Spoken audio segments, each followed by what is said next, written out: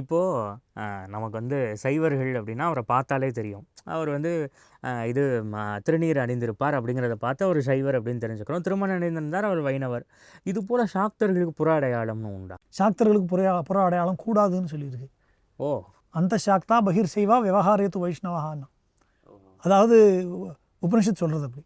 அதாவது உள்ளுக்குள்ளே நீ சாக்தனாக இருக்கணும், வெளியில் சைவனை போல விபூதி தரித்து பகிர் செய்வா விவகாரத்து வைஷ்ணவா, விஷ்ணுவையும் புகழ்ந்து காரியங்களை இது பண்ணிக்கணும் அப்படின்னு சொல்கிறது. அதாவது ரெண்டு விஷயம் இதில் ஒன்று, தேவதைகளுக்குள்ள பேதம் பாராட்டாமல் இருப்பது அப்படிங்கிறது ஒன்று. ஏன்னா நான் சாக்தன், நான் எந்த தெய்வத்தையும் வழிபட மாட்டேன்னு சொல்லக்கூடிய அந்த உணர்வு வந்து தவறு. நம்ம சாக்தர்களாக இருந்தாலும் சக்தி உபாசனை பண்ணாலும் பாக்கி தெய்வங்களை நிந்திக்கக்கூடாது அப்படிங்கிறது ஒரு அடிப்படை விதி சாக்தத்தில். வேறு தெய்வங்களை நிந்திப்பதோ, வேறு தரிசனங்களை நிந்திப்பதோ, வேறு வழிபாட்டு முறையை நிந்திப்பதோ தேவிக்கு கோபத்தை உண்டு பண்ணும் அப்படிங்கிறது சொல்கிறது. அதுவும் சாக்தத்தில் ஒரு அடிப்படையான ஒரு விதி. அந்நிய தரிசனம் நான் நிந்தியாது, வேறு தரிசனங்களையோ வேறு வழிபாட்டு முறைகளையோ நம்ம நிந்திக்கக்கூடாது அப்படிங்கிறது.